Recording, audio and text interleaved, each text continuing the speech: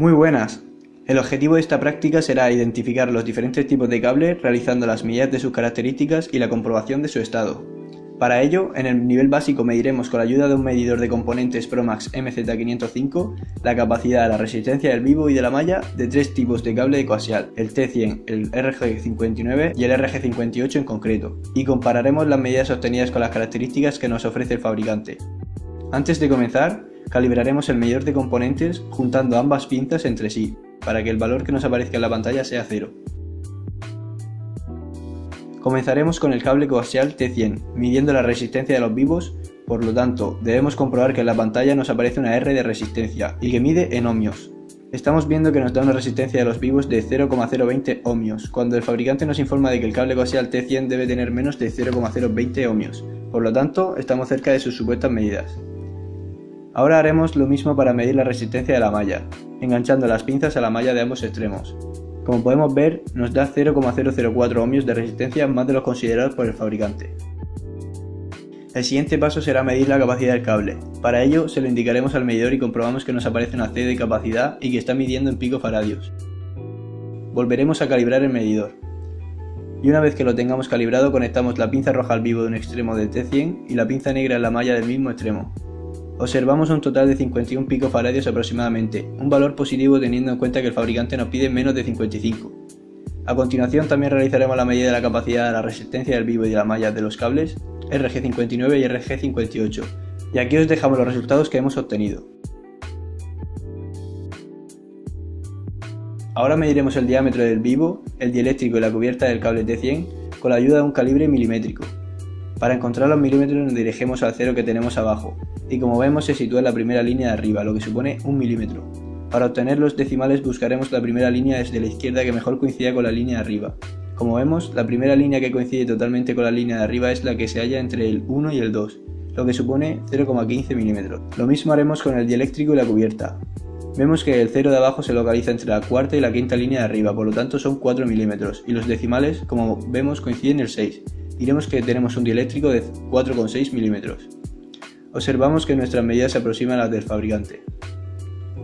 En el siguiente apartado vamos a comprobar y verificar el estado de diferentes tipos de cables con la ayuda de un aparato diseñado para ello.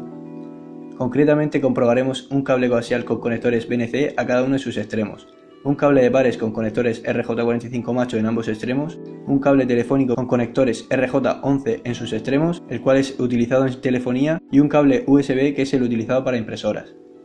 Como vemos, tenemos un equipo que se divide en dos partes, cada parte con los distintos terminales necesarios para medir los cables. Comenzaremos midiendo el cable de pares con conectores RJ45, conectando en sus respectivas entradas. Una vez que estén conectados, se lo comunicamos al equipo pulsando el único botón que tiene. Comprobamos que se iluminan las 8 luces de arriba, que nos corroboran que el cable de pares presenta continuidad en los 8 hilos del cable. Vemos que a la izquierda de todo tenemos una luz que no se ha encendido, la cual se encendería si el equipo detecta el hilo metálico que tiene los conectores RJ49, que supone masa del conector, por lo tanto no hay que preocuparse.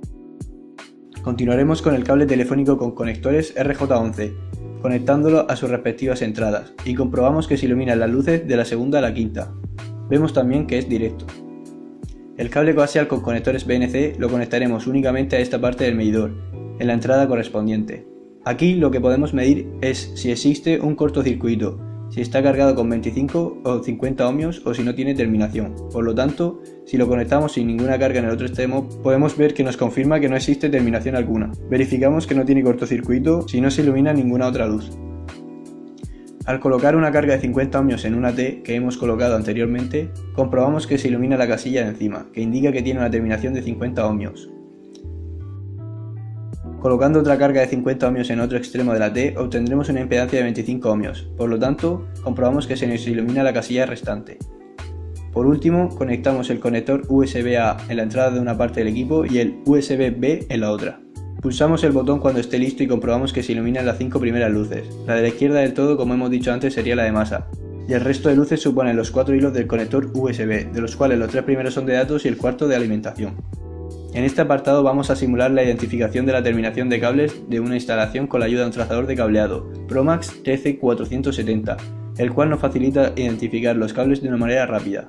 Está compuesto de dos elementos, uno de ellos con un sensor que iremos introduciendo en las diferentes entradas hasta que localice la que buscamos, y suena un pitido que nos identificará cuál es, y el otro que se conectará en el otro extremo del cable, el cual emitirá el tono audible que escucharemos en el primero.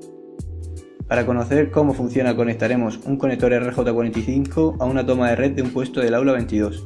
El otro extremo del RJ45 va unido a las pinzas de cocodrilo del trazador, el cual le indicaremos que aplique el tono audible. Nos dirigimos al panel de parcheo en el que se encuentra la terminación del otro extremo de la toma, e introducimos el trazador en cada una de las salidas hasta dar con la que andamos buscando. Sabremos cuál es cuando escuchemos un pitido alarmante. Y ahora acá. Y vemos que aquí está el visor. Realizaremos la misma operación con un cable coaxial localizado en el parque de antenas. Mordemos el vivo del coaxial con la pinza roja y la malla con la negra. Nos dirigimos a las salidas correspondientes buscando cuál es la salida que conecta con el cable que buscamos. Para la comprobación de cables de audio necesitaremos un comprobador de cables de audio Behringer CT100 para detectar las averías que pueden tener los diferentes cables de audio. En la esquina inferior de la derecha tenemos una clavija que nos sirve para indicar el modo que queremos. Ahora el aparato está apagado, sin embargo, si lo colocamos en el medio donde dice Test Tone, es decir, generador de tono, capaz de emitir un tono de 1 kHz o de 440 Hz. Si lo colocamos arriba donde dice Cable Tester, que es donde lo dejaremos ahora, podemos verificar el estado de los distintos cables. Comenzaremos con un cable Canon en uno de sus extremos, el cual meteremos en su respectiva salida, y en el otro extremo un jack estéreo. Sabemos que se trata de un cable balanceado porque el pin 1 de la entrada coincide con el pin 1 de la salida, igual que el pin 2 y el pin 3. Para comprobar si el cable tiene falsos contactos, lo moveremos como sea posible fijándonos en las tres lucecitas de la izquierda, y en el caso de que se enciendan significaría que existen averías. Sin embargo, vemos que no se encienden. Para continuar, introduciremos el cable de jack mono en cada uno de sus extremos en sus conectores correspondientes, y como estamos viendo se nos encienden pines que no coinciden. Por lo tanto, estamos ante un cable no balanceado. Comprobaremos que los pines de los falsos contactos no se encienden. El siguiente cable tendrá un conector Canon en un extremo y un RCA en el otro. Lo conectamos y vemos que tampoco coinciden todos los pines de la entrada y la salida, es decir, que es un cable no balanceado. Y por último, comprobamos lo que nos aparece en un cable RCA, que se trata de otro cable no balanceado. Lo siguiente que vamos a hacer es ver cómo funciona un cable de inserto, que consiste en un cable de audio con un conector jack estéreo en un extremo y en el otro extremo, la cual se divide en dos, tenemos dos conectores jack mono. Vamos a comprobar por cuál de los dos conectores jack mono sale la señal recibida por el jack estéreo. Para ello necesitaremos la ayuda de un polímetro que, acercando sus pines a las distintas partes del extremo del conector, emitirá un sonido que nos dirá que existe continuidad. Sabemos que la parte trasera del conector es masa para ambos conectores de jack mono, por lo tanto el polímetro emitirá el sonido al acercar los pines a ambos extremos. Sin embargo, si colocamos el pin del polímetro en la punta del conector del jack estéreo y el otro pin en ambos conectores jack mono, nos dirá cuál de los dos recibe la señal.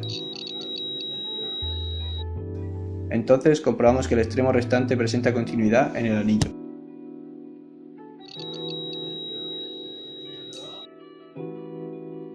En el nivel avanzado volveremos a comprobar más a fondo el estado de un cable coaxial RG59 y un cable de pares con el certificador de cableado Fluke DSP 2000.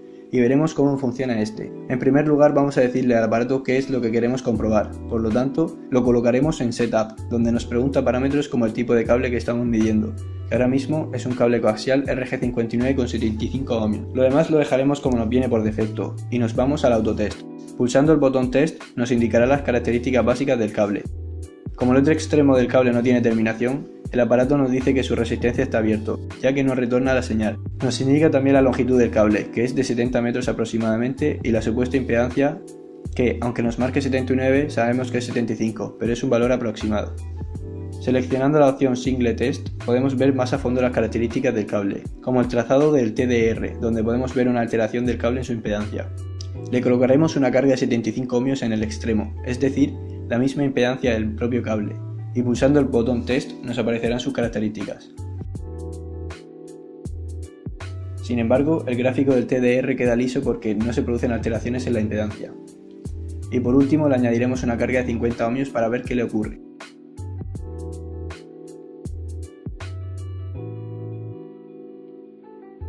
El siguiente paso será certificar el estado de un cable de pares con conectores RJ45 macho a ambos extremos y comprobar si existen fallos en un panel de parcheo.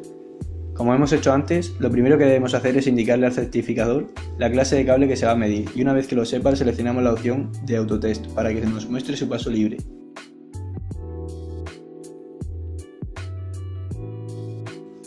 Entonces, colocándolo en Single Test, veremos más a fondo las características del cable. Por ejemplo, podemos ver el mapa de cableado y comprobar que no existen posibles fallos en los pares. También podemos ver el next del cable, que supone el paso libre que tiene el cable en el extremo más cercano al certificador. Y el next de remoto, que normalmente dará un valor más bajo, ya que es el paso libre del otro extremo. Podemos ver también la impedancia, la resistencia, la atenuación, etc. de cada par del cable. Como hemos dicho, ahora comprobaremos el estado de las salidas de un panel de parcheo, que en la toma 1 nos da un paso libre de 10,8, porque elige el paso libre del par más bajo, de un extremo y del otro, que en este caso coinciden ambos. En el mapa de fallos vemos que los pares están correctos, por lo tanto no existe fallo. Sin embargo, si introducimos los conectores a la salida 2 y 14 del panel de parcheo, nos encontramos con un mapa de errores con los pares 2 y 3 cruzados. Para saber el fallo con el que nos enfrentamos, buscaremos en el manual del Fluke de qué se trata, y como podemos comparar, consiste en un fallo denominado alumbres cruzados. Haremos el mismo proceso con el resto de salidas del panel para ver los posibles fallos que se nos pueden presentar. Este ha sido el resultado.